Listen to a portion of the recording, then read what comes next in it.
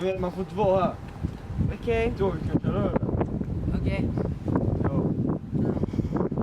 Ja men då får vi väcka. Ska vi vänta? Nej, jag har inte varit färdig till mig där då. Nej, varför inte?